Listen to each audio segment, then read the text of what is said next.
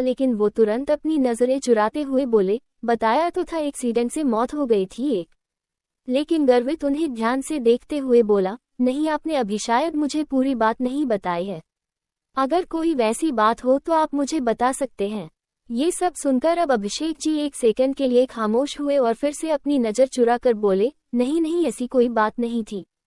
उसकी मौत एक्सीडेंट में हुई थी, तभी से मैं एरिशा को अकेले ही बड़ा कर रहा हूँ।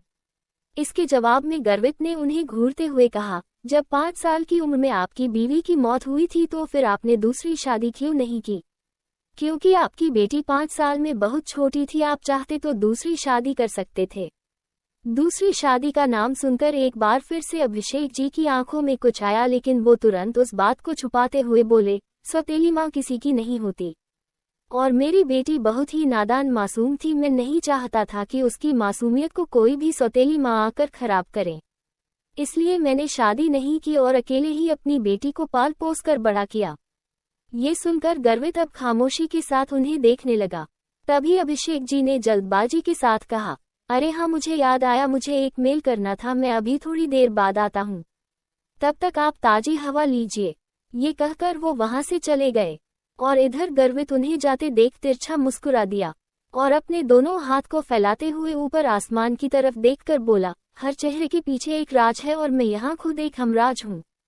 इधर दूसरी तरफ एरिशा जब नीचे गुस्से के साथ आई तो वो अपने टेडी को ही जोर जोर से पंच करते हुए बोली, सॉरी टेडी, पर आज मैंने तुम्हें प्रोफेसर सर समझ लिया है, इसलिए मैं तुम्हें पंच कर रही हूँ, क्योंकि मेरा गुस्सा तभी शांत होगा जब मैं तुम्हें पंच करूंगी। ये कहकर वो अपने छोटे से हाथों की मुट्ठियां बनाकर जोर जोर से उस टेडी को पंच करने लगी। पर तभी उसका फोन बज उठा। कॉल रिंग की आवाज से उसने चिढ़कर कॉल पिक किया तो उधर से लारा की आवाज आई, क्या बात है मैडम, क्या कर रही हो इस वक्त? मैंने सुना कि कुछ ज्यादा ही शॉपिंग कर लिया तुमने, तुम्हारे इंस्टा पोस्ट को देखकर ही पता चल रहा है। ये सुनकर एरिशा ने दांत पीसते हुए कहा, अगर तुम मुझे परेशान कर रही हो तो देखो, अभी मैं परेशान होने के मूड में बिल्कुल भी नहीं हूँ, क्योंकि मैं बहुत ज्यादा पहले से ही परेशान हूँ, इसलिए बाद में बात करना। ये कहकर वो जैसे ही कॉल कट करने को हुई तभी लारा ने कहा, अरे मैं यहाँ पर तुम्हारे ही अच्छे के लिए कॉल कर रही थी, क्योंकि मुझे बताना था तुम्हारी वो फेवरेट स्टार धानी रावत कल शाम को यहाँ पर आ रही है, जिससे मिलने के लिए मैंने 2 टिकट्स भी ले ली है। वो अपने फैन मीटिंग के लिए आ रही है। जैसे ही एरिशा ने ये सुना उसके चेहरे पर जो गुस्सा था वो एकदम से गायब हो गया और वो दूसरे ही पल जोर से एक्साइटमेंट के साथ बोली, क्या सच कह रही हो तुम? क्या वाकई वो यहाँ पर आ रही है? लेकिन मैं तो सुना था कि अभी वो 1 महीने से लंदन में अपनी फैन मीटिंग कर रही है, फिर अचानक से वो यहाँ पर कैसे आ सकती है? इसके जवाब में लारा ने कहा, ये तो मुझे भी नहीं पता, बस तुम इतना जान लो कि वो कल यहाँ पर आ रही है, और अगर तुम्हें मिलना है तो तुम मेरे साथ चल सकती हो, क्योंकि आधी से ज्यादा दिल्ली उनसे मिलने जा रही है, वो फर्स्ट टाइम जो यहाँ पर आ रही है। ये सब सुनकर अब एरिशा ने भी तुरंत खुशी के साथ कहा, मैं भी उनसे मिलना चाहती हूँ, मेरा भी उनसे मिलने का बहुत पहले से ही सपना था, जाहिर सी बात है वो मेरी आइडियल है तो मैं उनसे क्यों नहीं मिलूंगी, मेरे लिए तुमने टिकट लिया है ना? लारा ने कहा, हाँ मुझे पता था कि तुम जरूर मिलने की कोशिश करोगी, इसलिए मैंने पहले ही तुम्हारे लिए टिकट्स ले ली है। ये सुनकर अब एरिशा बहुत ज्यादा खुश थी और वो बोली, मुझे तो यकीन नहीं हो रहा है कि कल मैं धानी रावत से मिलने वाली हूँ, वो ड्रीम गर्ल जो सबके दिलों पर राज करती है और मैं उसकी सबसे बड़ी वाली फैन गर्ल हूँ। ये कहकर वो खुद में ही मुस्कुराए जा रही थी कि तभी लारा ने हैरानी के साथ कहा, ओह नो, कल तो हमारी फ्रेशर पार्टी है, इसके बारे में तो हमने सोचा ही नहीं। फ्रेशर पार्टी का नाम सुनते ही एरिशा की सारी स्माइल गायब हो गई और उसने कहा, ओह हाँ तुमने बिल्कुल ठीक कहा, इसके बारे में तो मैंने कुछ सोचा ही नहीं। तभी फिर लारा ने कहा, और वैसे भी तुम तो आदर्श के साथ कपल बनकर जाने वाली थी ना, तुम्हारा तो जाना बहुत जरूरी है। एक काम करो, तुम जाओ, मैं धानी रावत से मिल लूंगी और तुम्हारे लिए उनकी फोटोज क्लिक कर लूंगी और तुम्हारा नाम पर उनकी साइन भी करवा लूंगी, तुम आराम से फ्रेशर पार्टी एंजॉय करो। ये सब सुनकर अब एरिशा को समझ नहीं आया कि वो क्या बोले। तभी उसने हिचकिचाते हुए कहा, अगर मैं कल फ्रेशर पार्टी में ही ना जाऊं तो? ये सुनकर लारा ने कहा, ये क्या कह रही हो तुम? आदर्श को अच्छा नहीं लगेगा, वो बहुत ज्यादा खुश है तुम्हारे साथ कपल बनकर। इसके जवाब में एरिशा ने कहा, उसके साथ मैं किसी और पार्टी में चली जाऊंगी कपल बनकर। उसमें कोई प्रॉब्लम नहीं है क्योंकि धानी रावत यहाँ बार बार नहीं आएंगे। इतने वक्त बाद तो वो यहाँ पर आए हैं, मैं उनसे मिलने का मौका नहीं गंवा सकती, इसलिए मैं कल उनसे मिलने जाना चाहती हूँ। हाँ, मैंने डिसाइड कर लिया, मैं कल उनसे मिलूंगी। फ्रेशर पार्टी में बाद में कर लूंगी एक। उधर से लारा ने कहा, फिर तो बहुत अच्छी बात है, कल मैं तुम्हें पिक कर लूंगी, फिर हम साथ में धानी रावत के फैन मीटिंग में चलेंगे। एरिशा भी बहुत ज्यादा खुश हो गई, जिसके बाद कॉल कट हुआ। कॉल कट होने के बाद एरिशा ने खुद से कहा, आई एम सॉरी आदर्श, पर धानी रावत से बढ़कर तुम नहीं हो, क्योंकि वो मेरे लिए बहुत मायने रखती है। वो मेरी आइडियल है और मैंने उनसे बहुत कुछ सीखा है, जैसे कि खुलकर जिंदगी जीना और हर एक सिचुएशन में खुश रहना। इसके लिए मैं उनसे फेस टू फेस मिलना चाहती हूँ। तुम्हारे साथ मैं पार्टी बाद में करूंगी, पर अभी के लिए मुझे कल की तैयारी करनी पड़ेगी, जैसे कि मुझे अच्छी ड्रेस पहनना होगा, वरना पता चले कि वो मुझ पर ध्यान ही ना दे। ये सब कहते हुए वो तुरंत अपनी जगह से उठी और कपबोर्ड की तरह बढ़ गई।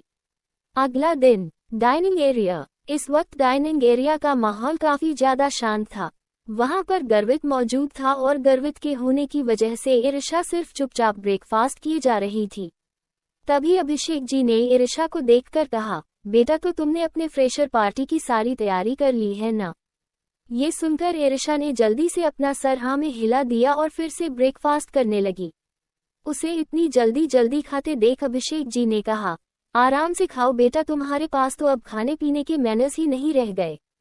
ये सुनते ही इरिशा का मुंह बन गया और वो गर्वित को घूरते हुए बोली, डैडी आप मेरे प्रोफेसर सर के सामने मेरी बेइज्जती क्यों कर रहे हैं? ये सुनकर अभिषेक जी ने एक नज़र गर्वित को देखा, जो खामोशी के साथ सूप पी रहा था। उसे देखकर गर्वित जी ने कहा, तो क्या गलत कर रहा हूँ मैं? तुम अगर ऐसे खाओगी पियोगी तो मैं उनके सामने तुम्हारी बेइज्जती करूंगा, इसलिए अब आराम से खाओ। ये सुनकर इरिशा ने मुंह बना लिया, पर तभी उसका फोन बजने लगा। फोन इस वक्त टेबल पर ही रखा हुआ था। गर्वित की तिरछी नजर उसके फोन पर चली गई। आदर्श के कॉल को देखकर गर्वित की पकड़ उसके स्पून पर कस गई और वही जैसे ही इरिशा ने आदर्श की कॉल को देखा, वो तुरंत अपने हाथ को टिश्यू से साफ करने लगी और जैसे ही वो फोन उठाने के लिए आगे बढ़ी, तभी अचानक से पानी का गिलास उसके फोन पर गिर पड़ा। ये देखते ही इरिशा जोर से चिल्लाई, ओह नो, मेरा फोन! ये कहते हुए वो तुरंत गुस्से से गर्वित को देखने लगी, जो अभी भी एक्सप्रेशनलेस होकर बैठा हुआ था। गर्वित को देखकर इरिशा ने दांत पीसकर कहा, प्रोफेसर ये क्या किया आपने? आपने मेरे फोन पर अपने पानी क्यों गिरा दिया? उद्धरण चिन्ह। ये सुनकर गर्वित अपनी भौहें चढ़ाते हुए बोला, तुम कहना क्या चाहती हो? क्या मैंने जानबूझकर तुम्हारे फोन पर पानी गिराया है? आखिर तुम्हारे इस लो क्वालिटी फोन से मेरा क्या फायदा होगा? अपने फोन की ऐसी बेइज्जती सुनकर इरिशा गुस्से से पागल हो गई, लेकिन उसने अपना फोन देखा, उसका फोन बंद हो गया था। ये देखकर अब वो काफी ज्यादा फ्रस्ट्रेटेड हो गई और बोली, अब मैं आदर्श से कैसे बात करूंगी? मुझे तो उसे बहुत कुछ बताना भी था और मुझे उसका नंबर भी याद नहीं है। मैं तो किसी दूसरे फोन से भी उससे बात नहीं कर सकती। ओह नो, ये तो बहुत गड़बड़ हो गया, वो भी आपकी वजह से। ये कहकर वो गर्वित को गुस्से से देखने लगी, तो वही गर्वित अपनी आंखें छोटी करके उसे घूरते हुए बोला, एक्सक्यूज मी, मुझसे गलती से हुआ है, मैंने इसे जानबूझकर नहीं किया। इसके जवाब में इरिशा ने कहा, अगर गलती से हुआ है तो आप सॉरी भी बोल सकते हैं। ये सुनकर गर्वित के एक्सप्रेशंस बदल गए। तभी अभिषेक जी तुरंत इरिशा के पास आते हुए कहा, इरिशा बेटा जाने दो ना, उनसे गलती से हुआ है। मैं तुम्हारे लिए दूसरा फोन लेकर आऊंगा या फिर तुम्हारे लिए यही फोन रिपेयर करवा दूंगा। इसके जवाब में इरिशा झुंझलाते हुए बोली, डैडी पर अभी मैं क्या करूं? अभी तो मैं आदर्श से बात नहीं कर पाऊंगी ना। इसके जवाब में अभिषेक जी को समझ नहीं आया कि वो क्या बोले, और फिर इरिशा पैर पटकते हुए वहां से चली गई। लेकिन वही गर्वित के चेहरे पर उसे जाते देख तिरछी स्माइल आ गई। 17 तुम्हारी बॉडी पर सिर्फ मेरा हक है, अब आगे। गुस्से से फोन पटककर इरिशा वहां से चली गई और इधर गर्वित के चेहरे पर तिरछी स्माइल थी। तभी अभिषेक जी ने गर्वित से कहा, मिस्टर रावत, मेरी बेटी को माफ कर दीजिए। वो थोड़ी मुनहफट है और कभी कभी बिना सोचे समझे बोल जाती है। आप उसके प्रोफेसर हैं, फिर भी उसने आपके साथ ऐसा बर्ताव किया। प्लीज इसकी वजह से उसकी पढ़ाई में कोई हर्डल नहीं डालिएगा। इस पर गर्वित अपनी जगह से उठते हुए बोला, मैं पर्सनल मैटर्स को प्रोफेशनल मैटर्स में नहीं मिलाता। पढ़ाई अलग मैटर है और ये एक अलग, इसलिए टेंशन मत लीजिए, ऐसा कुछ नहीं। ये सुनकर अभिषेक जी को थोड़ी राहत मिली और गर्वित वहां से बाहर की तरफ बढ़ गया। उधर एरिशा गुस्से में अपने फोन को देख रही थी। फोन ऑन नहीं हो रहा था और वो खुद से बोली, अब मैं उसे कैसे बताऊं कि मैं आज पार्टी में नहीं जा सकती क्योंकि मुझे धानी रावत से मिलने जाना है। मुझे उसका नंबर भी याद नहीं है। अगर मैंने लारा से मदद ली तो वो और भड़क जाएगी क्योंकि उसे आदर्श बिल्कुल पसंद नहीं है। ये सोचते हुए वो बेड पर लेट गई और टेंशन में उसे कब नींद आ गई उसे पता भी नहीं चला। शाम होने को थी, तभी जोर जोर से दरवाजा पीटने की आवाज और लारा की चिल्लाहट सुनाई दी, कुंभकर्ण की बहन अब तो उठ जा, कब से दरवाजा पीट रही हूँ, फोन भी स्विच ऑफ है। अगर तुझे फन मीटिंग में नहीं जाना था तो मुझे पहले बता देती। पता है वहाँ कितना क्राउड हो जाएगा, अगर देर की तो हमें लाइन लगानी पड़ सकती है। लारा की आवाज से एरिशा अचानक चौंक गई। उसने घबराते हुए अपनी आंखें खोली और बोली, क्या मैं इतनी देर तक सोती रही? मुझे फौरन तैयार होना पड़ेगा। ये कहते हुए वो बेड से लगभग कूद पड़ी और दरवाजा खोला। सामने लारा एक मिनी ड्रेस में गुस्से से खड़ी थी। उसे देखकर एरिशा जबरदस्ती मुस्कुराते हुए बोली, अरे लारा, तुम तो जल्दी आ गई। लारा ने गुस्से से कहा, मैं जल्दी आई हूँ, तुमने ही लेट कर दिया है। अब तुम्हारे पास सिर्फ 5 मिनट हैं। अगर तैयार नहीं हुई तो मैं तुम्हें छोड़कर चली जाऊंगी। ये सुनते ही एरिशा की आंखें बड़ी हो गईं। वो भागती हुई वॉशरूम में चली गई। लगभग 10 मिनट में उसने ब्लैक शॉर्ट ड्रेस और रेड हाई हील्स पहन ली थी। बाल खुले थे और लारा ने टचअप किया था। खुद को आईने में देखते हुए एरिशा ने कहा, मैं इस ड्रेस में डैड के सामने कैसे जाऊंगी? अगर डैडी ने मुझे ऐसे देखा तो वे भड़क जाएंगे। थाईलैंड में बात अलग थी, पर यहाँ कुछ ठीक नहीं लग रहा।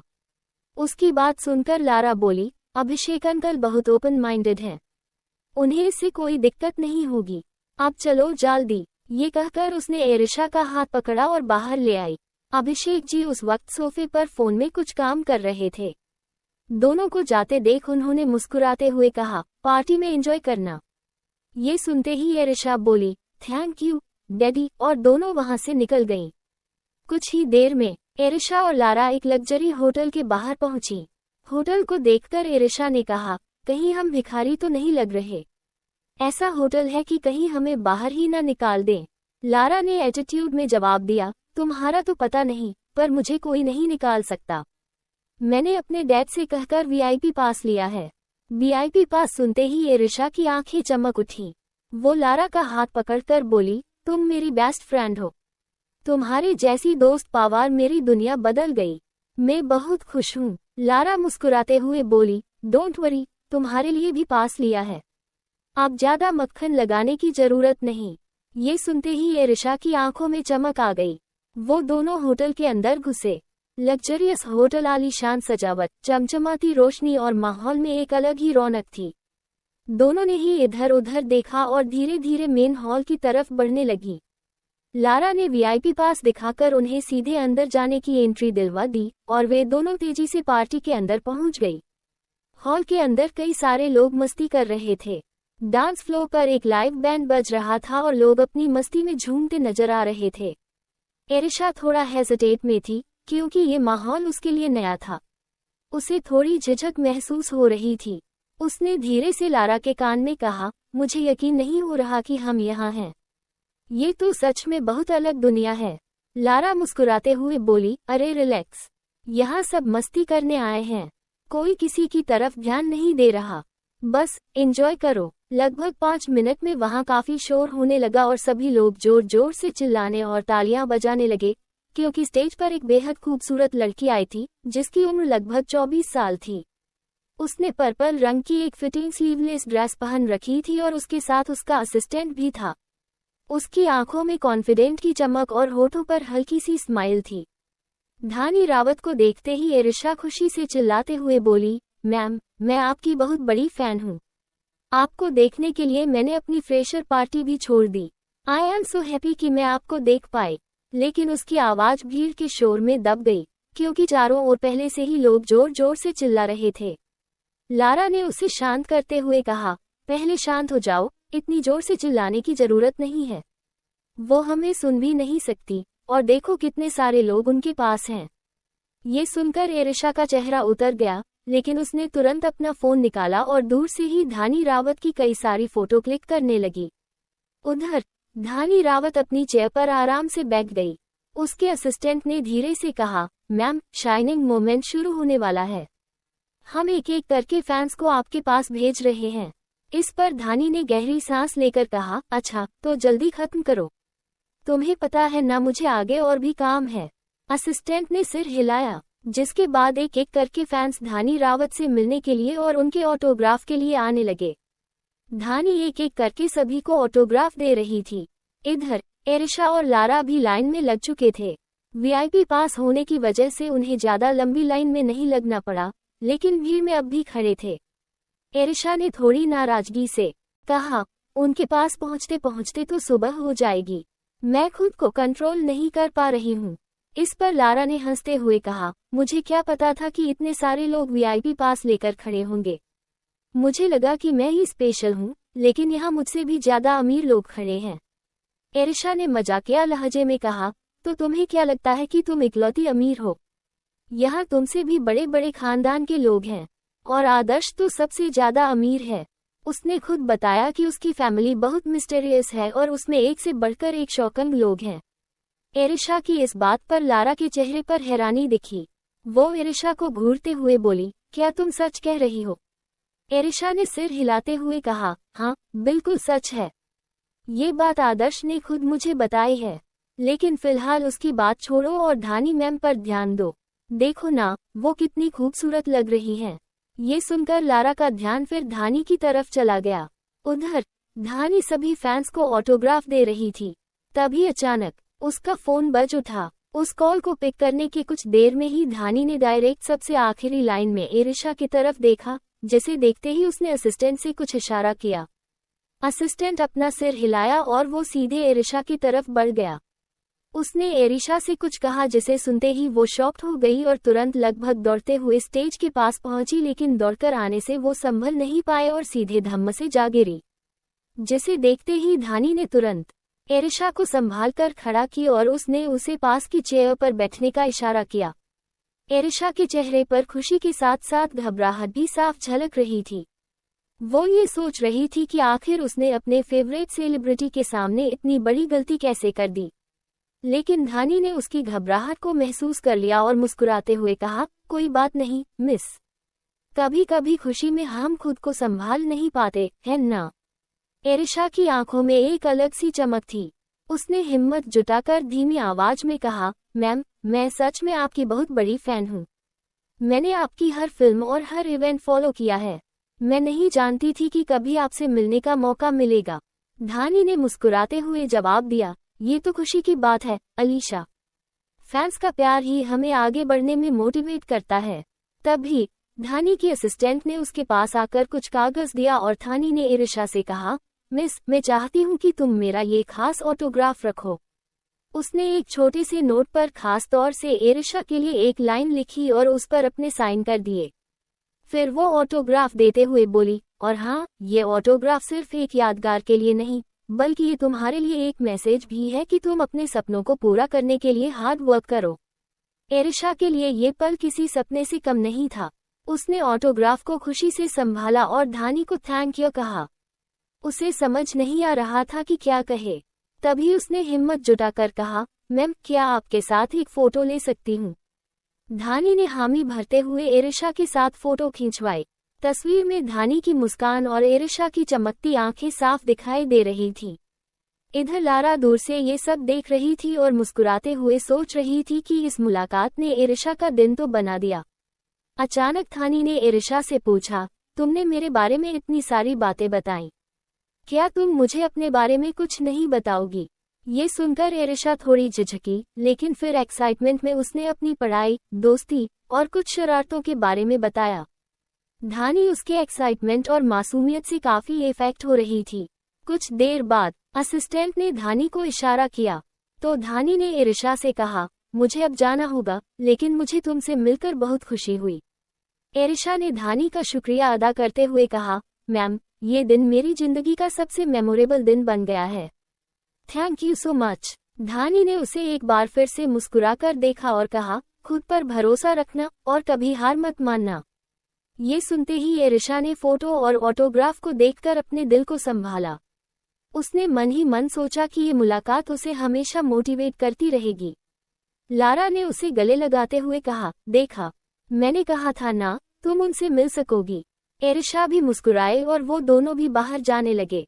लेकिन तभी पीछे से धानी की आवाज आई, एक्चुअली मिस, क्या आप मेरे साथ कॉफी पीना पसंद करेगी? आपसे मिलकर मुझे बहुत अच्छा लगा। मेरे पास थोड़ा वक्त अभी भी बचा है, तो मैंने सोचा कि क्यों ना आपके साथ कॉफी पी ही जाए। आप मेरी वजह से स्टेज पर गिर भी गई थी, तो उसके लिए एक छोटा सा सॉरी ट्रीट मेरी तरफ से। एरिशा ने जैसे ही ये सुना, वो बिल्कुल शॉक हो गई। उसे समझ ही नहीं आया कि वो कैसे रिएक्ट करे। उसके चेहरे पर हैरानी और खुशी के एक्सप्रेशन एक साथ थे। उसे यकीन नहीं हो रहा था कि धानी रावत जैसी बड़ी सेलिब्रिटी ने उसे कॉफी के लिए इनवाइट किया था। उसने कुछ कहने की कोशिश की, लेकिन खुशी के मारे उसके वही सटक गए। आखिरकार उसने हकलाते हुए कहा, मैं बहुत खुशी से आपके साथ कॉफी पीना चाहूंगी, मैम। ये सुन धानी ने कहा, okay then I will catch you later. ये कह वो अपने प्राइवेट रूम की तरफ बढ़ गई। इधर एरिशा और लारा भी दोनों वहां से निकल गए। वही दूसरी तरफ प्राइवेट रूम। धानी ने जब दरवाजा खोला और अंदर कदम रखा, तो उसकी नजर एक शख्स पर पड़ी, जो पहले से ही कमरे में मौजूद था। उस इंसान को देखकर धानी एक पल के लिए शॉक हो गई, और तभी उसके कान में आवाज गई, today I am impressed, little sister. इस आवाज को सुनते ही दूसरे ही पल धानी के चेहरे पर एक बड़ी सी स्माइल आ गई। इधर दूसरी तरफ एरिशा जब देर रात घर पहुंची, तो उसने देखा कि घर में सभी लोग सो चुके थे। उसने चुपचाप किचन की तरफ बढ़ते हुए कहा, मुझे भूख लगी है, थोड़ा कुछ खाने के लिए ढूंढ लूं। वो किचन में आए और कुछ ढूंढने लगी, लेकिन तभी अचानक उसे किसी की आवाज सुनाई दी, क्या तुम इतनी रात को कुछ खाने आए हो? एरिशा चौंकी और मुड़कर बोली, सर, आप यहाँ? आपको तो सोना चाहिए। गर्वित ने तिरछा मुस्कुराते हुए कहा, क्या रात सिर्फ सोने के लिए होती है, लिटिल स्टूडेंट? ये सुन एरिशा का मुंह बन गया, लेकिन उसने फिर गर्वित की बात पर ध्यान नहीं दिया और किचन में जाकर फ्रिज खोलने लगी। मैं सिर्फ कुछ खाने के लिए ढूंढ रही हूँ, उसने बड़बड़ाते हुए। तुम्हारी स्माइल शाइन कर रही है, क्या आज तुमने कुछ ज्यादा एंजॉय किया? गर्वित ने उसकी तरफ घूरते हुए कहा। एरिशा ने नजरें चुराते हुए कहा, नहीं सर, मैं बस थकी हुई हूँ। गर्वित ने आगे बढ़ते हुए कहा, you know what, I am always there for you. ये सुन एरिशा ने हल्का सा मुस्कुराते हुए कहा, थैंक यू सर, लेकिन मैं खुद को संभाल सकती हूँ।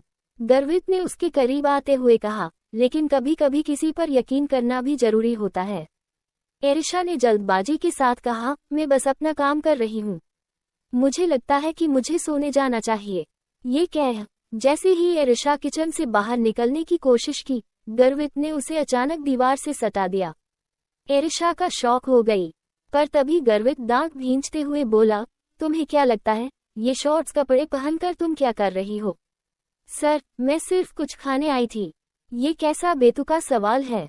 एरिशा ने अपनी आवाज को काम रखने की कोशिश की, लेकिन अंदर से वो डर रही थी। गर्वित ने उसके चेहरे के करीब आते हुए कहा, तुम जानती हो, तुम अपने कपड़ों से सबको क्या इनविटेशन दे रही हो? इसके जवाब में गुस्से के साथ एरिशा जवाब देने की कोशिश की, लेकिन उससे पहले ही गर्वित ने उसके होठों को अपने होठों से दबा लिया। ये अचानक हुआ था, और एरिशा सत्र रह गई। गर्चित ने उसे अपनी गिरफ्त में ले लिया। गर्वित उसे चूमते हुए बोला, तुम्हें समझना होगा, ऐसे कपड़े पहनकर तुम सिर्फ अपनी इमेज को खराब कर रही हो। इसके आगे उसने गुस्से में कहा, यू आर माई स्टूडेंट, तुम्हारी फिक्र करना मेरा राइट है। आपको क्या लगता है, मैं अपने कपड़ों के लिए रिस्पॉन्सिबल हूँ? एरिशा ने गुस्से से कहा, मुझे अपने कपड़ों के बारे में आपकी राय नहीं चाहिए, ये मेरा बॉडी है और मेरी पसंद है। गर्वित ने फिर से उसे दीवार से सटाते हुए ठंडी आवाज में कहा, नो यू आर रॉन्ग, ये तुम्हारी बॉडी बेशक से है, पर इस पर हक सिर्फ मेरा है। ये सुनते ही एरिशा बिल्कुल शॉक हो गई। Chapter 18, it's painful. अब आगे एरिशा एकदम से शॉक्ड रह गई। उसे तो समझ ही नहीं आया कि आखिर वो गर्वित की इन सब बातों का क्या जवाब दे। उसका चेहरा पूरा सुन्न पड़ गया था, लेकिन तभी गर्वित उसकी आंखों में झांकते हुए अपनी बातों को चबाते हुए बोला, मैं तुम्हें आखिरी बार समझा रहा हूँ, एक अच्छी लड़की बनो और मेरी बातें मानो, उसी में तुम्हारी भलाई है। ये सुनते ही अब एरिशा बिल्कुल शॉक हो गई और गर्वित उसके चेहरे को सहलाते हुए वहां से बाहर निकल गया। उसके बाहर जाते ही एरिशा अपने सर को पकड़कर वही जमीन पर बैठ गई। उसकी आंखों से आंसू निकलने लगा और उसने गुस्से के साथ कहा, आखिर क्यों कर रहे हैं आप मेरे साथ ऐसा? आप होते कौन हैं मुझ पर ऐसे उंगली उठाने वाले? आप ना तो मेरे डैड है, ना ही मेरी माँ है, न ही मेरे भाई है, न ही मेरी बहन है, तो फिर आप मेरे साथ ऐसा क्यों कर रहे हैं? क्या आप मेरे प्रोफेसर हैं इसलिए? लेकिन मैंने अपने प्रोफेसर को इस तरह का हक नहीं दिया कि वो मेरे पर्सनल लाइफ में ऐसे इंटरफेरेंस करें। मुझे आपसे नफरत हो रही है, मुझे चिढ़ हो रही है आपसे। आप दुनिया के सबसे बुरे इंसान हैं। I hate you professor. ये कहते हुए वो गुस्से से अपने आंसू को साफ किए और अपनी जगह से उठी और बिना कुछ कहे वहां से सीधे अपने कमरे की तरफ बढ़ गई।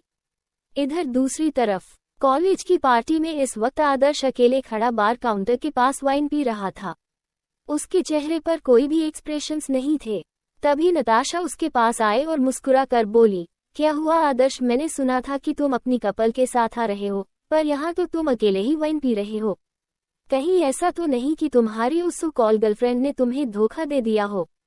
ये सुनते ही आदर्श ने दांत पीसते हुए कहा, तुम्हें अपने आप से मतलब रखना चाहिए।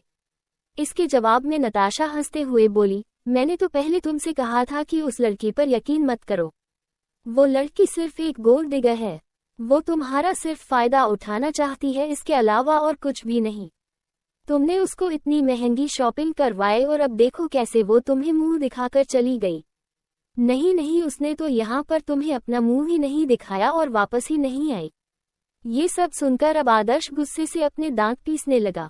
तभी नताशा उसके करीब गई और धीरे से बोली, अगर तुम चाहो तो मैं तुम्हारी गर्लफ्रेंड बन सकती हूँ, और आई प्रॉमिस मैं कभी तुम्हारे साथ धोखेबाजी नहीं करूंगी, हमेशा तुम्हारे साथ रहूंगी। क्या कहते हो, क्या मैं तुम्हारी गर्लफ्रेंड बन सकती हूँ? उसकी ये बात सुनते ही गुस्से के साथ दांत पीसते हुए आदर्श ने कहा, अभी के अभी चली जाओ यहाँ से, वरना मुझसे बुरा कोई नहीं होगा, और मैं उसके बारे में एक शब्द भी नहीं सुनना चाहता, फिर तुम चाहे जो भी हो। उसकी ये बात सुनकर नताशा अपने पैर पटकते हुए बोली, ओके फाइन, मैं यहाँ से जा रही हूँ, लेकिन एक बात याद रखना, वो लड़की कभी तुम्हारी नहीं हो सकती, क्योंकि वो लड़की एक लालची लड़की है। सी इज अ ग्रीडी गर्ल।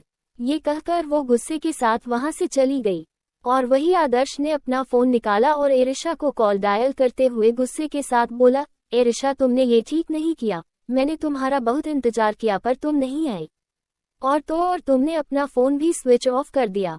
मैं इसके लिए तुम्हें माफ नहीं करूंगा। ये कहते हुए उसने फिर से एरिशा के पास कॉल डायल किया, लेकिन एरिशा का फोन अभी भी स्विच ऑफ था। इधर दूसरी तरफ एरिशा बेड पर बैठी इस वक्त वेफर्स खा रही थी और टीवी में चल रहे डोरेमोन को देखकर हंस रही थी। अधिकतर वो जब फ्रस्ट्रेटेड होती थी तो वो यही करती थी, इससे उसका मूड अच्छा होता था। लेकिन तभी उसकी नज़र फिर से फोन पर गई। उसका फोन अभी भी बंद था। उसने मुंह बनाकर कहा, अब मैं क्या करूं? मुझे तो कुछ समझ नहीं आ रहा है। आदर्श पता नहीं मेरे बारे में क्या क्या सोच रहा होगा। ये सारी गलती मेरी है। मुझे पहले ही किसी तरह से उसे बता देना चाहिए था कि मैं आज नहीं आ पाऊंगी। लेकिन आज का दिन मेरे लिए बहुत खास था। मैं थानी मैम से मिली, वो सच में बहुत अच्छी थी, और उन्होंने मुझे अपने साथ कॉफ़ी पीने के लिए भी कहा। मुझे तो अभी भी यकीन नहीं हो रहा है, ये मेरे लिए किसी सपने के जैसा है। ये कहकर उसने टेडी को अपने सीने से लगा लिया और बेड पर लेट गई। इसी के साथ उसने अपनी आंखें बंद कर ली। रात के करीब 2 बज रहे थे जब उसके रूम का दरवाजा खुला। एक लंबी चौड़ी परछाई अंदर की तरफ बढ़ी। एरिशा इस वक्त गहरी नींद में सो रही थी, लेकिन वो परछाई सीधे उसके करीब आए और वो अपनी गहरी आंखों से उसे घूरने लगा। एरिशा को कुछ भी होश नहीं था। कुछ सेकंड तक वो इंसान एरिशा को घूरता रहा और फिर नीचे झुककर उसने एरिशा को अपनी बाहों में भर लिया। एरिशा भी दूसरे ही पल उस इंसान की गोद में किसी छोटे बच्चों की तरह बिल्कुल लिपट गई। वो इंसान एरिशा को कुछ पल तक देखता रहा और फिर उसके चेहरे पर एक तिरछी स्माइल आ गई। उसने एरिशा के माथे पर किस किया और अपनी आंखें बंद करके बोला, गर्वित रावत का जुनून बन चुकी हो तुम, तुम्हें अपने करीब करना मेरे लिए नशा बन चुका है। और अब तुम्हारी जिंदगी मेरी बन चुकी है। इसी के साथ गर्वित के चेहरे पर एक शैतानी स्माइल आ गई। और वही गर्वित के इरादों से बेखबर एरिशा उसकी ही बाहों में गहरी नींद में सो रही थी। अगली सुबह एरिशा की नींद अभिषेक जी के बुलाने से खुली। अभिषेक जी ने कहा, एरिशा बेटा, क्या तुम्हें आज कॉलेज नहीं जाना? जल्दी उठो और तैयार हो जाओ। लारा कब से बाहर कार लेकर तुम्हारा इंतजार कर रही है। एरिशा उनकी आवाज से धीरे धीरे करके उठी और अभिषेक जी को देखकर प्यारी सी स्माइल के साथ बोली, good morning daddy. Abhishek ji प्यार से मुस्कुराए और बोले, गुड मॉर्निंग बच्चा, और अब जाओ, जाकर जल्दी से रेडी हो जाओ। ये सुनकर एरिशा ने अपना सिर हिला दिया और वो जैसे ही बेड से उठने को हुई उसे कुछ अलग महसूस हुआ। उसने खुद से कहा, मुझे समझ नहीं आ रहा है आज मुझे इतनी अच्छी नींद कैसे आ गई। और आज मैं फ्रस्ट्रेटेड भी नहीं हुई, कहीं मेरे टैडी की वजह से तो ऐसा नहीं हुआ। ये कहकर वो प्यार से टैडी को देखने लगी। उसे लग रहा था कि उसने अपने टैडी को ही हक करके सारी रात सोई थी, इसलिए उसे काफी अच्छी नींद आई। वो यही सब सोचते हुए सीधे वॉशरूम में चली गई। कुछ ही देर में ब्रेकफास्ट करके वो लारा के साथ कॉलेज के लिए निकल गई। 1 घंटे बाद इस वक्त क्लास में एरिशा चुपचाप बैठी आदर्श को ही टुकुर टुकुर देख रही थी। लेकिन आदर्श उसकी तरफ एक नज़र भी नहीं देख रहा था और चुपचाप अपने नोट्स में लिखे जा रहा था। तभी एरिशा ने धीरे से कहा, आदर्श प्लीज मेरी बात तो सुनो। आदर्श ने गुस्से के साथ कहा, मैं तुम्हें नहीं जानता, इसलिए मुझसे बात करने की कोशिश मत करो। ये सुनते ही एरिशा का मुंह बन गया और वो अभी कुछ कहती उससे पहले ही गर्वित अंदर की तरह बढ़ा। गर्वित को देखते ही सारी क्लास एकदम से शांत हो गई और वही एरिशा भी जल्दी से चुप हो गई। गर्वित की नज़र एरिशा पर थी। उसने एक नज़र एरिशा को देखकर आदर्श को घूरा और फिर ब्लैक बोर्ड की तरफ मुड़ गया। क्लास शुरू हो चुकी थी लेकिन एरिशा का सारा ध्यान आदर्श पर ही था। तभी एक चौक एरिशा के माथे पर आकर लगा। एरिशा एकदम से चौंक गई और तुरंत सामने देखने लगी। गर्वित उसे घूरते हुए बोला, मिस चौहान तुम्हारा ध्यान कहाँ है? ये सुनते ही एरिशा ने दांत पीसते हुए कहा, मेरे ध्यान का तो पता नहीं लेकिन आपका ध्यान शायद सिर्फ मेरे ऊपर ही है। हालांकि ये बात उसने धीरे से बोली थी लेकिन लारा ने ये सुन लिया था और वो ये सुनकर मुंह बनाकर बोली, शायद तुमने ठीक कहा, मैं देख रही हूँ प्रोफेसर का सारा ध्यान तुम पर ही रहता है। इधर नताशा एरिशा को ही गुस्से से घूरे जा रही थी। तभी गर्वित ने बिना किसी एक्सप्रेशन के साथ कहा, शायद तुम्हें मेरे एक्स्ट्रा क्लासेस की जरूरत है। क्लासेस खत्म होने के बाद लाइब्रेरी में मेरा इंतजार करना, मैं अब से तुम्हें एक्स्ट्रा क्लासेस दूंगा। तभी तुम अपने इंटरनल एग्जाम्स में अच्छा कर पाओगी। मैं नहीं चाहता कि तुम मेरी स्टूडेंट होने के बावजूद अपने किसी भी एग्जाम में फेल हो। इसी के साथ क्लास खत्म हुई और गर्वित वहां से बाहर निकल गया। लेकिन सारी क्लास ये सब सुनकर बिल्कुल शॉक थी और वही एरिशा खुद भी शॉक थी। तभी नताशा ने दांत पीसते हुए कहा, प्रोफेसर सर ने सिर्फ तुम्हें ही क्यों एक्स्ट्रा क्लासेस देने की बात की? मैं तो कब से उनसे एक्स्ट्रा क्लासेस लेने की ट्राई कर रही थी। ये कहते हुए वो एरिशा को गुस्से से देखने लगी। एरिशा को खुद भी समझ नहीं आ रहा था कि उसके साथ हो क्या रहा था, लेकिन उसने जल्दी से कहा, क्या तुम सबको सुनाई नहीं दिया? मैं पढ़ाई में बहुत ज्यादा वीक हूँ। शायद इसलिए मेरे डैडी ने प्रोफेसर सर से बात किया होगा एक्स्ट्रा क्लासेस के लिए, इसलिए उन्होंने ऐसा किया। इधर नताशा गुस्से से पागल हो गई थी। वो अपनी जगह से उठी और एरिशा की तरफ आकर बोली, इम्पॉसिबल। मेरे डैडी होम मिनिस्टर है और उन्होंने तो कई बार प्रोफेसर सर से मेरे लिए बात की, लेकिन उन्होंने हर बार मना कर दिया। तो फिर तुम्हारे अंदर ऐसा क्या है और तुम्हारे डैड ने ऐसी कौन सी बात की थी प्रोफेसर सर से जो वो राजी हो गए? सच सच बताओ, आखिर क्या जादू किया तुमने प्रोफेसर सर पर? कहीं ऐसा तो नहीं कि तुमने उन्हें अपनी हॉट एंड न्यूड फोटोज भेजी हो या फिर उनके साथ तुमने?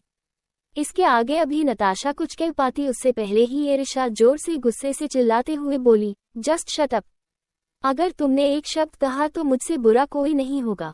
मुझे इतना तो पता था कि तुम एक बुरी लड़की हो, लेकिन मुझे ये नहीं पता था कि तुम इतनी ज्यादा बुरी हो कि तुम ऐसी गंदे इल्जाम मुझ पर लगाओगी। और अगर तुम्हें कुछ पूछना है तो जाकर प्रोफेसर सर से पूछो, क्योंकि ये फैसला मेरा नहीं उनका है। ये कहते हुए एरिशा का गला भर आया था क्योंकि ऐसे इल्जाम उससे सुना नहीं गया। और वही लारा भी गुस्से से अपनी जगह से उठकर बोली, नताशा दोबारा से कभी ऐसी बात मत करना वरना मैं तुम्हारे दांत तोड़ दूंगी। ये कहकर उसने एरिशा के हाथ को पकड़ा और वहां से सीधे बाहर की तरफ निकल गई। इधर नताशा ये सब सुनकर शातिर स्माइल के साथ बोली, बहुत बड़ी गलती कर दी तुमने मुझ पर ऐसे चिल्लाकर, तुम्हें नहीं पता मैं सच में बहुत बुरी लड़की हूँ। और अब तुम देखो मैं तुम्हारे साथ क्या करती हूँ। धीरे धीरे करके सारी क्लासेस खत्म हो गई थी। इस वक्त एरिशा काफी ज्यादा परेशान थी क्योंकि अब उसे लाइब्रेरी जाना था।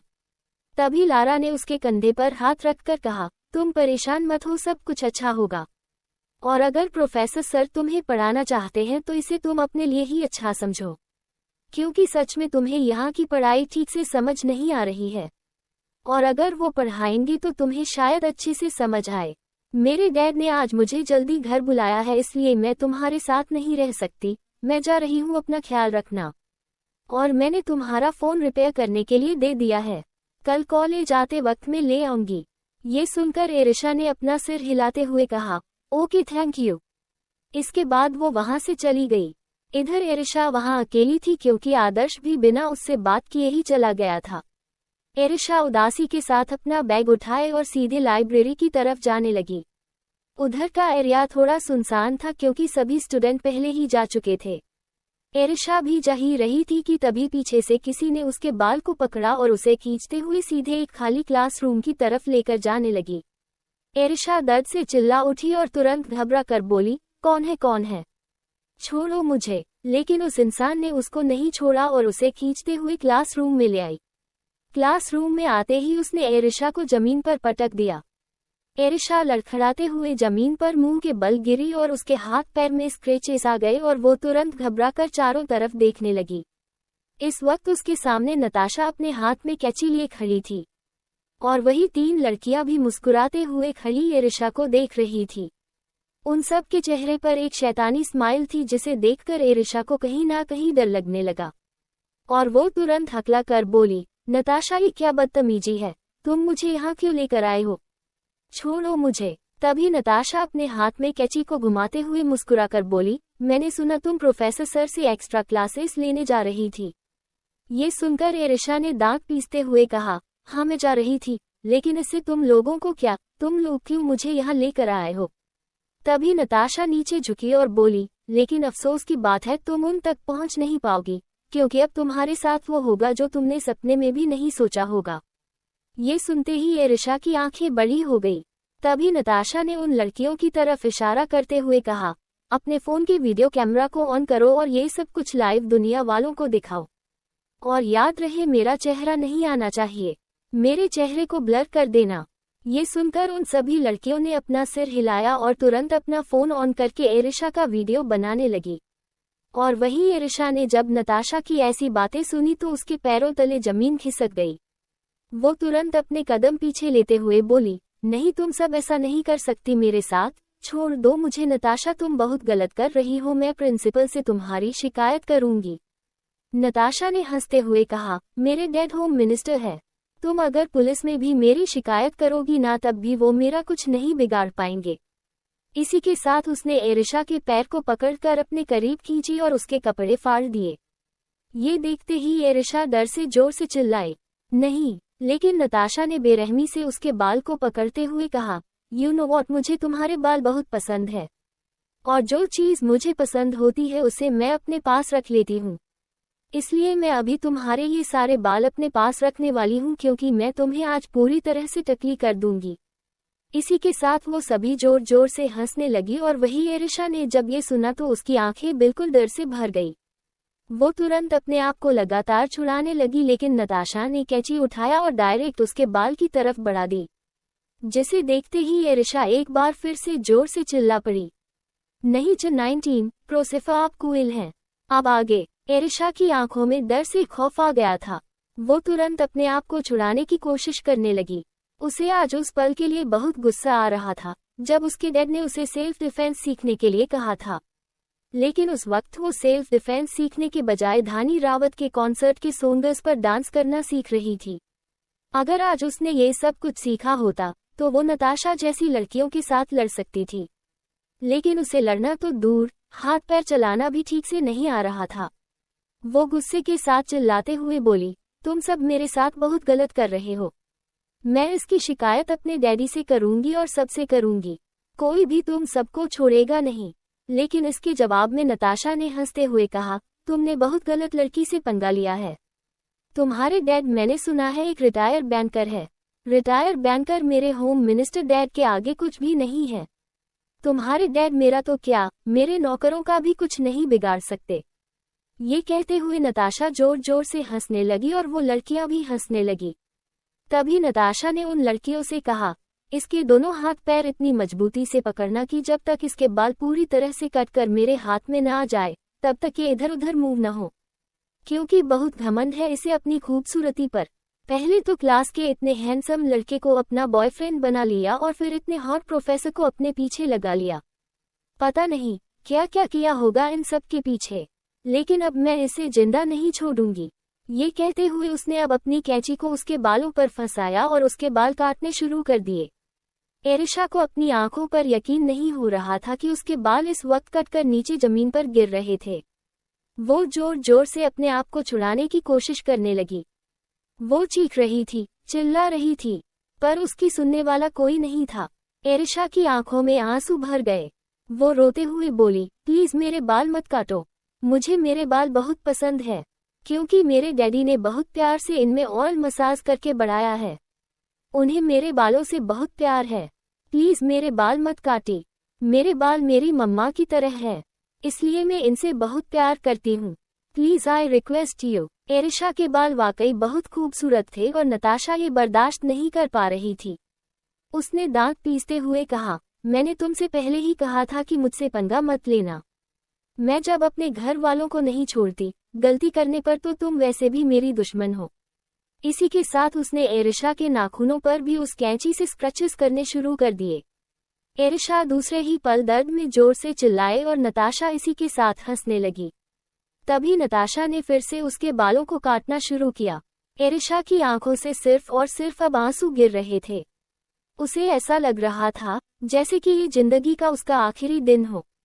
तभी नताशा ने उसे कैंची से उसके कपड़े फाड़ने शुरू किए, जिसे देखते ही एरिशा डर से एकदम से भर गई और वो जोर से चीखते हुए बोली, नहीं, प्लीज छोड़ दो मुझे। इसके जवाब में नताशा हंसने लगी, लेकिन तभी अचानक से उस रूम का दरवाजा झटके के साथ खुला। नताशा और उसकी दोस्त जो हंसते हुए एरिशा के साथ बदतमीजी कर रही थी, अचानक दरवाजा खुल जाने की वजह से वो दोनों एकदम से रुक गई। वहीं एरथा जो जोर जोर से रो रही थी, उसकी नज़र भी तुरंत गेट की तरफ गई। गेट पर खड़े इंसान को देखते ही उसकी आंखें एकदम से बड़ी हो गई। वहीं जब नताशा और उसकी दोस्त ने गेट पर मौजूद इंसान को देखा, वो दोनों भी एकदम से डर गई। नताशा के हाथ से वो कैंची छूटकर जमीन पर गिरी। उसने धीरे से कहा, प्रोफेसर सर आप इस वक्त। गर्वित बेहद सर्द एक्सप्रेशन के साथ गेट पर खड़ा था और उसकी नज़र इस वक्त सिर्फ एरिशा पर ही टिकी हुई थी।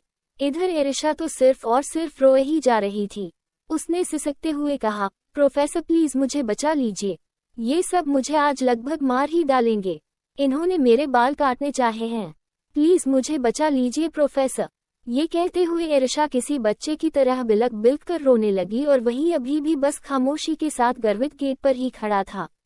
तभी नताशा जल्दबाजी के साथ गर्वित की तरफ बढ़ी और अपनी सफाई देते हुए बोली, नहीं नहीं प्रोफेसर सर, मैं इसके साथ ऐसा कुछ भी नहीं कर रही थी, बल्कि इसने पहले मुझे बहुत गंदे गंदे वर्ड्स बोले हैं। इसने कहा कि मैं आपके साथ फिजिकल होने की कोशिश कर रही हूँ और मैं आपके पास न्यूड पिक्चर्स भेजती हूँ, इसलिए मैंने इसे सबक सिखाने के लिए ऐसा किया था। आप ही बताए, मैं ऐसा नहीं करती ना।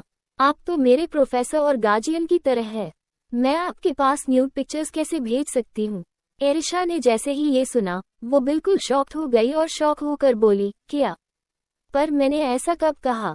जहाँ तक मुझे याद है, ये सब कुछ तो तुमने मुझे कहा था।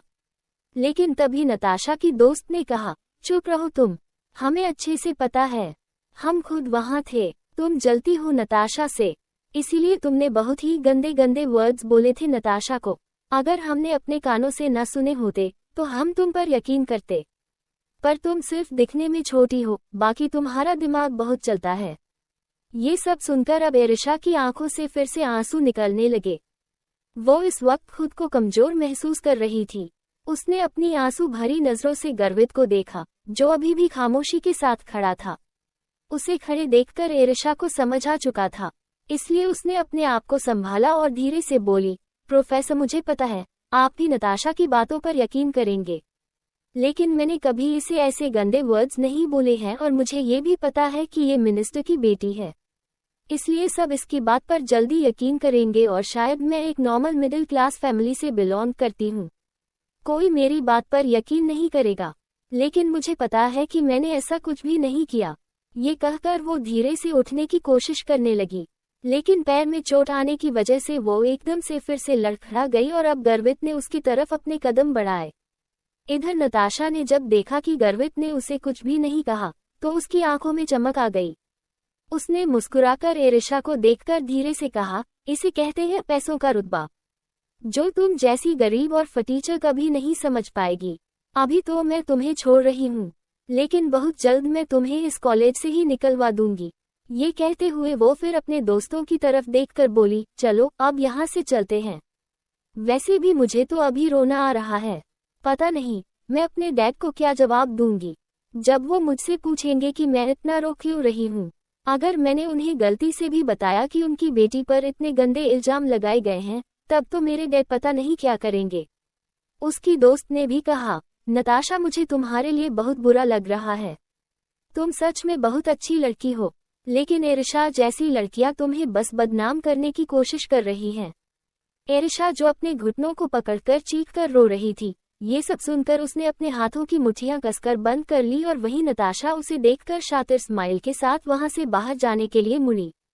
लेकिन वो अभी बाहर जा पाती, उससे पहले ही उसके कान में एक सर्द आवाज गई, लॉक द डोर। ये सुनते ही नताशा को एक पल के लिए कुछ समझ नहीं आया और वो नासमझी में गर्वित की तरफ देखने लगी।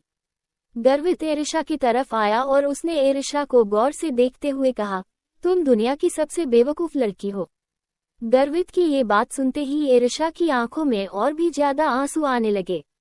उसने रोते हुए कहा, हाँ मुझे पता है, मैं बेवकूफ हूँ और मुझे ये भी पता है, आप यहाँ मेरी हेल्प करने के लिए नहीं आए हैं, बल्कि आप तो मुझ पर हंसने के लिए आए हैं। लेकिन देखना, एक दिन मैं बहुत स्ट्रांग बन जाऊंगी और सबसे अमीर भी बन जाऊंगी। ये कहकर वो सिसक सिसक कर रोने लगी। तो नताशा ने ना समझी में गर्वित से कहा, प्रोफेसर अपने दरवाजा बंद करने के लिए क्यों कहा है? गर्वित इसके जवाब में अब नताशा को बहुत ही ठंडी निगाहों से देखते हुए बोला, डू एज आई सेड, और हाँ, जब तक मैं ना कहूँ डोर ओपन नहीं होना चाहिए और ना ही यहाँ से कोई बाहर जाना चाहिए। ये सुनते ही अब नताशा और उसकी दोस्त को कुछ समझ नहीं आया और एरिशा को भी कंफ्यूजन हुआ। उसने ना समझी में कहा, प्रोफेसर आप क्या करने की कोशिश कर रहे हैं? देखिए, कहीं ऐसा तो नहीं है कि आप इन सब के साथ मिलकर फिर से मुझे टॉर्चर करेंगे जैसे ये सब मुझे करने वाली थी। मैं सच कह रही हूँ, इसमें मेरी कोई गलती नहीं है, मैंने आपके खिलाफ कुछ भी नहीं कहा है। तभी गर्वित गुस्से के साथ उसके बाजू को पकड़कर उसे उठाते हुए बोला, तुमने मेरे खिलाफ क्या कहा है? क्या नहीं वो मैं अच्छे से जानता हूँ, इसलिए तुम्हें कुछ भी बताने की जरूरत नहीं है और गलती तो तुमने की है, जिसकी सजा तो मैं तुम्हें दूंगा ही। जैसे ही गर्वित ने ये कहा, एरिशा की आंखों में फिर से डर आ गया और वहीं नताशा और उसकी दोस्त के चेहरे पर एक अजीब सी स्माइल आ गई। नताशा ने अपनी खुशी को छुपाते हुए कहा, प्रोफेसर मुझे पता है, आप बहुत अच्छे प्रोफेसर हैं, आप अपने स्टूडेंट की मदद करते हैं और इस लड़की ने सच में आपके खिलाफ मुझे बहुत कुछ कहा है, इसलिए अब आप ही इसे सजा दीजिए। और आपने बिल्कुल ठीक कहा, मैं गेट को बंद कर देती हूँ और हम सब तब तक यहाँ पर रहेंगे जब तक आप इस एरिशा को अच्छे से सजा नहीं दे देते। आखिर इसने मुझे ये सब कुछ कहा है, तो मेरा भी तो हक बनता है ना कि मैं इसे टॉर्चर होते हुए देखूं। ये सब सुनकर एरिशा गुस्से से नताशा को देखने लगी, लेकिन गर्वित ने बिना किसी भाव के साथ कहा, दरवाजा बंद करो और सीज अपने हाथ में उठाओ। ये सुनकर अब नताशा को एक पल के लिए कुछ समझ नहीं आया, लेकिन उसने वही किया जैसा गर्वित ने कहा। उसने दरवाजा बंद कर दिया। फिर नताशा ने सीज को अपने हाथ में उठाकर कहा, प्रोफेसर कहीं आप ये तो नहीं चाहते कि मैं फिर से इसके बाल काट दूं? क्योंकि इसके बाल वाकई बहुत खूबसूरत है और शायद इसके अंदर उसी का घमंड है। इधर एरिशा काफी ज्यादा घबरा रही थी, तो वो गर्वित से खुद को छुड़ाकर डर कर बोली, प्रोफेसर आप ऐसा नहीं कर सकते, आप एक स्टूडेंट को बचाने के लिए दूसरे स्टूडेंट के साथ इतना गलत नहीं कर सकते, मैं आपको सस्पेंड करवा दूंगी। तभी नताशा ने दांत पीसते हुए कहा, तुम्हारी कोई औकात नहीं है प्रोफेसर को सस्पेंड करवाने की। तुम सिर्फ एक नॉर्मल सी लड़की हो, इसलिए ज्यादा जुबान मत चलाओ, वरना इस कैंची से तुम्हारी जबान काट लूंगी। लेकिन तभी उसके कान में एक ठंडी आवाज गई, अब इसी सीजर से तुम अपनी जुबान काटो। इस आवाज को सुनते ही नताशा एक पल के लिए कुछ समझ नहीं पाए और वहीं उसकी सहेलियां भी शॉक थी। इधर एरिशा भी कुछ समझ नहीं पाए और कंफ्यूजन में गर्वित को देखने लगी। तभी नताशा ने जबरदस्ती हंसते हुए कहा, मैंने तो सिर्फ ऐसे ही कहा था, पर मैं इसके बाल जरूर काट सकती हूँ। जुबान काटना बहुत ज्यादा हो जाएगा। ये कहकर वो एरिशा की तरफ कैंची लेकर बढ़ी। एरिशा ये देखकर डर गई और उसने कसकर गर्वित के स्लीव्स को पकड़ लिया। लेकिन तभी गर्वित नताशा की तरफ अपनी ठंडी निगाहों से देखकर बोला, अपनी जुबान इसी सीजर से काटो। तुम्हारे पास सिर्फ 5 मिनट है। अगर 5 मिनट में तुमने ये नहीं किया तो तुम्हारा एमएमएस इंटरनेट पर वायरल होगा। इसी के साथ गर्वित ने अपना फोन निकाला और उसके हाथ में उसके एमएमएस को दे दिया। वो एक एमएमएस वीडियो था जिसमें नताशा एक लड़के के साथ फिजिकल हो रही थी और बहुत ही अजीब अजीब आवाजें उस फोन से निकल रही थी। ये सब कुछ तो देखकर नताशा के पैरों तले जमीन खिसक गई। उसके हाथ से सीजर छूटकर नीचे गिरी और वो घबराकर कविता को देखने लगी और वहीं एरिशा भी बहुत ज्यादा शॉक थी। उसे तो अभी भी यकीन नहीं हो रहा था कि उसकी आंखों के सामने ये सब क्या होने लगा। दूसरे ही पल नताशा ने हकला कर कहा, प्रोफेसर ये वीडियो आपको कहाँ से मिला? नहीं, ऐसा नहीं हो सकता। वो मेरा ऐसा वीडियो नहीं बना सकता। उसने तो कहा था कि हम सिर्फ फिजिकल होंगे। उसने कहा था कि वो कोई वीडियो नहीं बनाएगा। फिर ये वीडियो आपके पास कैसे आया? तभी गर्वित ने उससे अपना फोन लिया और शातिर स्माइल के साथ बोला, मैं प्रोफेसर हूँ तुम सबका। मुझे पता है तुम सब कब क्या और कैसे कर रहे हो। लेकिन अब तुम्हारे 5 मिनट शुरू हो चुके हैं। जल्दी से अपना काम खत्म करो, क्योंकि मुझे एग्जाम्स के नोट्स बनाने हैं। ये कहते हुए उसने एरिशा को देखकर कहा, जिसे मैं आज तुम्हें देने वाला था। लेकिन तुम लाइब्रेरी नहीं आए और ये बहुत बड़ी गलती की है तुमने और इसकी सजा मैं तुम्हें जरूर दूंगा। ये सब सुनकर तो अब एरिशा की आंखें बिल्कुल बड़ी हो गई। इधर नताशा और उसकी सहेलियां तो डर से कांप रही थी। तभी नताशा ने धीरे से कहा, प्रोफेसर आप मेरे साथ ऐसा क्यों कर रहे हैं? आपने तो कहा था कि आप मेरे साथ मिलकर एरिशा को। लेकिन इसके आगे वो कुछ कह पाती उससे पहले ही गर्वित ने बेहद सख्त आवाज में कहा, अब सिर्फ 4 मिनट बचे हैं। अगर 4 मिनट के अंदर तुमने अपनी जुबान नहीं का तो ये वीडियो तुम्हारे डैड के पास जाएगा और उसके बाद तुम्हारे डैड सिर्फ जुबान ही नहीं काटेंगे बल्कि तुम्हें जिंदा मार डालेंगे। ये सुनते नताशा धम्म से जमीन पर गिर गई। वो जोर जोर से रोने लगी और रोते हुए उसने सीजर को उठा लिया। इधर एरिशा ये सब कुछ देखकर तो सदमे में चली गई थी। वो तुरंत हकला कर बोली, नहीं नताशा, तुम ऐसा कुछ भी मत करो। प्रोफेसर आप इतने ज्यादा क्रूएल कैसे हो सकते हैं? वो अपनी जुबान काटने जा रही है। इसके जवाब में गर्वित ने उसे अपनी बाहों में भरते हुए कहा, शुरुआत किसने की थी? मैं तो बस खत्म कर रहा हूँ। तभी उसकी दोनों दोस्त भी रोते हुए बोली, एरिशा प्लीज कुछ करो, हम गूंगे हो जाएंगे, प्लीज एरिशा प्लीज। एरिशा भी गर्वित को घूरे जा रही थी, लेकिन गर्वित के चेहरे पर कोई भी एक्सप्रेशंस नहीं थे। इधर नताशा ने रोते हुए अपने जीभ को बाहर निकाला। वो धीरे से बोली, मुझे पता है मेरे डैड पॉलिटिक्स में है और गलती से भी ये वीडियो अगर बाहर गया तो वो मुझे जिंदा नहीं छोड़ेंगे। लेकिन मैं आज कुर्बानी दे रही हूँ, इसके लिए मैं किसी को माफ नहीं करूंगी।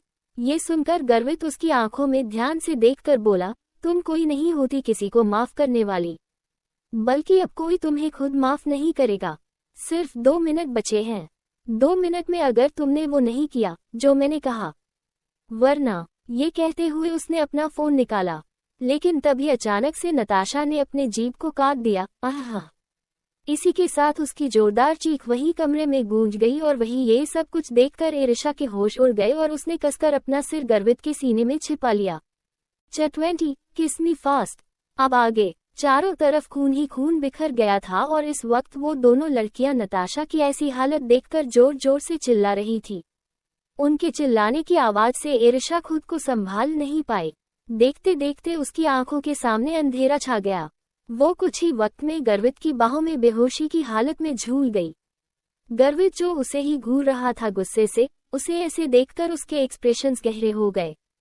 उसने डायरेक्ट उसे गोद में उठाया और वहां से लेकर बाहर की तरफ जाने लगा। इधर नताशा दर्द की वजह से बेहोश हो गई थी और वहीं वो दोनों लड़कियां गर्वित को ऐसे जाते देख बहुत ज्यादा डर गई और तुरंत चिल्लाते हुए नताशा की तरफ बढ़ गई। 1 घंटे बाद एरिशा की आंखें धीरे धीरे खुलने लगी। उसकी जब आंखें खुली तो उसने एक नज़र चारों तरफ देखा। वो इस वक्त अपने ही घर में और अपने ही बेड पर थी। वो बहुत खामोश थी। उसने धीरे से अपना सिर पकड़ लिया और सर पकड़ते ही उसके हाथ में उसका बाल आया। बालों को टच करते ही उसके दिमाग में कुछ घंटे पहले की सारी बातें आने लगी। उसने हकलाते हुए कहा, जरूर मैं कोई सपना देख रही होंगी। ऐसा नहीं हो सकता। लेकिन उसे अपने हाथों पर तभी बैंडेज दिखाई दिया। बैंडेज देखते ही उसकी आंखें बड़ी हो गई और उसने अपने बालों को जल्दबाजी के साथ चेक किया। उसके बाल सही सलामत थे, लेकिन उसके हाथों और पैरों पर बैंडेज काफी ज्यादा लगे हुए थे, जिन्हें देखकर उसने धीरे से कहा, इसका मतलब वो कोई सपना नहीं था, बल्कि वो सब सच था और मेरी आंखों के सामने नताशा ने अपनी जीभ काटी थी। नहीं, ऐसा नहीं हो सकता। ये सब कहते हुए उसकी आंखों में डर भर गया और फिर तभी दरवाजा खुला। दरवाजा खुलने से वो और भी ज्यादा डर गई। वो तुरंत ब्लैंकेट से अपने सर को कवर करके बोली, प्रोफेसर प्लीज मुझे छोड़ दीजिए। प्लीज मेरे साथ ऐसा कुछ मत कीजिएगा। मैं अपनी जीभ नहीं काट सकती। Please professor. लेकिन तभी अभिषेक जी की आवाज आए, अब तुम कैसी ही? क्या तुम ठीक हो और तुम क्या बोल रही हो? अभिषेक जी की आवाज सुनते ही एरिशा, जो हर से खुद को ब्लैंकेट में छुपाई हुई थी, वो एक पल के लिए रिलैक्स हुई और धीरे से ब्लैंकेट नीचे करके अभिषेक जी को देखने लगी। अभिषेक जी के हाथों में सूप का बाउल था। उन्होंने वो बाउल को टेबल पर रखा और उसके पास आते हुए बोले, बेटा क्या हुआ तुम्हें? तुम ठीक तो हो ना? मुझे तुम्हारी बहुत फिक्र हो रही है। तभी एरिशा तुरंत अभिषेक जी के सीने से चिपक गई। अभिषेक जी ने प्यार से उसके सर पर हाथ फेरते हुए कहा, मैंने सुना कि तुम कॉलेज में बेहोश हो गई थी। मिस्टर गर्वित तुम्हें यहाँ पर लेकर आए। मैं बहुत ज्यादा परेशान हो गया था, लेकिन भगवान का शुक्र है कि तुम्हें होश आ गया। पर तुम्हें बेहोशी कैसे आई थी? क्या तुमने ठीक से कुछ खाया पिया नहीं था? क्या तुम्हें वीकनेस फील हो रही है? एरिशा ने जब ये सब कुछ सुना तो उसकी आंखें बड़ी हो गई। उसे समझ नहीं आया कि वो आखिर अभिषेक जी को बताए तो क्या बताए, क्योंकि उसने अपनी आंखों से जो उस वक्त का नजारा देखा था वो इतना भयानक था कि उसे लग रहा था कि वो कोई डरावना सपना था। वो अभी बहुत ज्यादा खामोश थी कि तभी दरवाजे पर एक भारी आवाज आई थिंक इसे वीकनेस की वजह से ही ऐसा हुआ था। आप इसके लिए फ्रूट्स लेकर आए, तब तक मैं इससे बात करता हूँ। दरवाजे से गर्वित की आवाज को सुनते ही और एरिशा की आंखों में फिर से हर आ गया। उसने कसकर अभिषेक जी की शर्ट को पकड़ लिया। वहीं अभिषेक जी गर्वित की आवाज से अपना सर हिलाकर बोले, आप ठीक कहते हैं मिस्टर गर्वित, मुझे सबसे पहले इसे फ्रूट्स खिलाना चाहिए। ये कहकर वो वहां से जाने लगे, लेकिन एरिशा ने कसकर उनकी शर्ट को पकड़ रखा था। ये देखकर अभिषेक जी ने नासमझी में कहा, क्या हुआ बेटा? तुम इतना डर क्यों रही हो? तुम ठीक तो हो ना? क्या तुम्हें कुछ हुआ है या फिर स्कूल में कोई प्रॉब्लम हुई है? देखो, अगर ऐसी कोई बात है तो प्लीज मुझे बताओ। इसके जवाब में एरिशा गर्वित को देखकर घबराए आवाज में धीरे से बोली, डैडी मुझे छोड़कर मत जाए। गर्वित, जो दरवाजे से टिककर खड़ा तिरछा मुस्कुरा रहा था, वो एरिशा की बात पर अभिषेक जी से बोला, मिस्टर चौहान आप जाए, मैं इसके साथ हूँ। मैं इससे बात करूंगा, शायद ये मुझे कुछ बता दे, क्योंकि मैं इसका प्रोफेसर हूँ। ये सुनकर अभिषेक जी ने अपना सर हिलाते हुए कहा, हाँ मिस्टर गर्वित, आप ठीक कहते हैं। बेटा तुम अपने प्रोफेसर से बात करो, क्योंकि वही तुम्हें यहाँ पर लेकर आए हैं और शायद वही तुम्हारी प्रॉब्लम को सॉल्व कर पाएं। अगर ऐसी वैसी कोई बात होगी तो मुझे जरूर बताना, मैं अभी आता हूँ। ये कहकर उन्होंने उससे खुद को छुड़ाया और वहां से बाहर निकल गए। इधर एरिशा उन्हें जाते देख उन्हें रोकती रह गई, पर वो वहां से जा चुके थे। अब एरिशा ने डरते हुए गर्वित को देखा। गर्वित के चेहरे पर अभी भी शातिराना मुस्कुराहट थी, जिसे देखकर एरिशा ने तुरंत ब्लैंकेट से खुद को कवर करके कांपते हुए कहा, चले जाए यहाँ से, मुझे आपसे बहुत ज्यादा डर लग रहा है। आप कोई प्रोफेसर नहीं है, बल्कि आप तो मॉन्स्टर है। खुद के लिए मॉन्स्टर सुनकर गर्वित मुस्कुराया और अंदर बढ़ते हुए उसने दरवाजा अंदर से बंद कर लिया। ये देखते ही एरिशा की आंखें एकदम से बड़ी हो गई। उसने तुरंत अपने बालों को पकड़कर घबराकर कहा, देखिए प्रोफेसर, प्लीज मुझे छोड़ दीजिए। मुझे नहीं पता आप मेरे साथ ऐसा क्यों कर रहे हैं, लेकिन मुझे ना तो मेरे बाल काटने के लिए कहिए और ना ही मेरी जीभ, क्योंकि आपने नताशा के साथ जो कुछ भी किया उससे मुझे सदमा लगा है। मुझे आपसे बहुत ज्यादा डर लग रहा है, प्लीज। गर्वित अब उसकी तरफ अपने कदम बढ़ाते हुए बोला, मैं यही डर तुम्हारी आंखों में देखना चाहता था और अब फाइनली जब तुम मुझसे डरने लगी तो मुझे इस बात से सुकून मिल रहा। गर्वित की ये बात सुनते ही एरिशा शॉक हो गई और शॉक होकर बोली, क्या आप मेरी आंखों में डर देखना चाहते थे? इसके जवाब में गर्वित उसके करीब आया और उसकी आंखों में झांकते हुए बोला, मैं बहुत ही बुरा इंसान हूँ। आज मैं तुम्हें ये बात क्लियर कर देता हूँ, इसलिए मुझे कभी गलती से भी अच्छा समझने की कोशिश मत करना। अगर तुम मेरे अकॉर्डिंग काम नहीं करोगी तो मैं तुम्हें भी ऐसी सजा दे सकता हूँ। सो टेल मी, अब तुम मेरी बात मानोगी या नहीं? ये सुनते ही एरिशा हक्की बक्की रह गई। उसे इस वक्त इतना डर लग रहा था कि वो तुरंत अपना सर हाँ में हिलाकर बोली, हाँ, मैं आपकी सारी बातें मानूंगी। मैं अब आपको किसी भी चीज के लिए इनकार नहीं करूंगी, लेकिन प्लीज मुझसे दूर रहिए। मुझे सच में आपसे बहुत डर लग रहा है। एरिशा वाकई इस वक्त कांप रही थी और ये महसूस करके गर्वित के चेहरे की स्माइल और भी ज्यादा गहरी हो गई। वो उसके करीब बैठ गया। फिर वो उसके चेहरे को अपने दोनों हाथों में भरते हुए बोला, नेक्स्ट टाइम से तुम्हें कोई भी परेशान करता है तो तुम डायरेक्ट मुझसे कहेगी। Got it? ये सुनते ही एरिशा ने हकलाते हुए कहा, नहीं, मैं आपसे नहीं बताऊंगी, क्योंकि अगर मैं आपसे बताऊंगी तो आप नताशा जैसा हाल उसका भी करेंगे।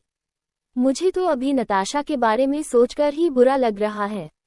उसकी ये बात सुनकर तिरछी स्माइल के साथ गर्वित ने कहा, तुम्हें बेशक से मुझसे डराना चाहिए, लेकिन तब जब तुमने कुछ गलत काम किया हो और जब तुम कुछ गलत कर नहीं रही हो तो तुम्हें मुझसे डरने की कोई जरूरत नहीं है और अभी के लिए तुम्हें अपना काम करना पड़ेगा, जिसका तुमने मुझसे वादा किया था। ये सुनकर ना समझी में एरिशा ने कहा, कैसा काम? मैं कुछ समझी नहीं। इसके जवाब में गर्वित उसे ध्यान से देखते हुए बोला, क्या तुम भूल गई? तुमने मुझे हर रोज किस करने का प्रॉमिस किया था और आज 2 दिन हो गए, लेकिन तुमने मुझे किस नहीं किया। ये सुनते ही एरिशा की आंखें फिर से फैलकर चौड़ी हो गई। उसे इस वक्त इतना डर लग रहा था कि वो गर्वित का चेहरा भी नहीं देखना चाहती थी, लेकिन उसने अपनी कांपती आवाज में कहा, मुझे अभी बहुत वीकनेस फील हो रही है, प्लीज अभी के लिए रहने दीजिए, मैं ये सब कुछ नहीं कर पाऊंगी। उसकी बात सुनते ही गर्वित ने उसके चेहरे को कसकर पकड़ते हुए कहा, तो तुमने इसकी शुरुआत ही क्यों की थी? तुम्हें पता भी है मैं तुम्हारे किस का एडिक्ट हो गया हूँ। अब जब तुम मुझे एक भी दिन किस नहीं करती तो मैं पागल हो जाता हूँ। इसलिए तुमने अगर शुरुआत की है तो इसे आगे तक भी तुम्हें ले जाना पड़ेगा। किस करो मुझे। ये सुनते ही एरिशा की आंखों में आंसू आ गए। उसे आज अपने आप पर ही गुस्सा आ रहा था। उसे गुस्सा आ रहा था कि क्यों उसने उस रात को गर्वित को सबसे पहली बार किस किया था। ना वो उसे किस करती और ना ही आज उसे ऐसी चीज झेलनी पड़ती। लेकिन उसने डरते हुए कुछ सोचकर बोला, आपको नताशा के बारे में वो सब कुछ कैसे पता चला और नताशा की ऐसी वीडियो आपके फोन में क्या कर रही थी? सच सच बताए, आप प्रोफेसर ही हैं ना? क्योंकि आपकी जैसी हरकतें और जैसी पर्सनैलिटी है वो बहुत ही अलग है। आप मुझे कोई अंडरवर्ल्ड के डॉन लगते हैं। ये सुनकर गर्वित ने अब हंसते हुए कहा, मैं वही तो हूँ। ये सुनते ही एरिशा शॉक हो गई और जोर से बोली, क्या? उसके जवाब में गर्वित गहरी एक्सप्रेशंस के साथ बोला, अगर तुम्हारी नजरों में मैं अंडरवर्ल्ड का कोई डॉन हूं तो तुम वही समझ लो, लेकिन मुझे पता है कि मैं अभी के लिए तुम्हारा प्रोफेसर हूं। मुझे तुम्हारी फिक्र है और तुम मेरी स्टूडेंट हो और स्टूडेंट होने के नाते तुम्हें मेरी सारी बातें माननी चाहिए। ये सब सुनकर फिर एरिशा थोड़ा सा रिलैक्स हुई, लेकिन फिर भी वो हिचकिचाते हुए बोली, प्रोफेसर ये कब तक चलने वाला है? क्योंकि मैं अब इन सब चीजों से सच में थक गई हूँ और अगर गलती से भी मेरे डैडी को ये सब पता चला तो वो क्या सोचेंगे? वो मुझसे बहुत नाराज होंगे और वो आप पर भी कितना यकीन करते हैं। उन्हें जब पता चलेगा कि आप मेरे साथ ऐसा करते हैं तो।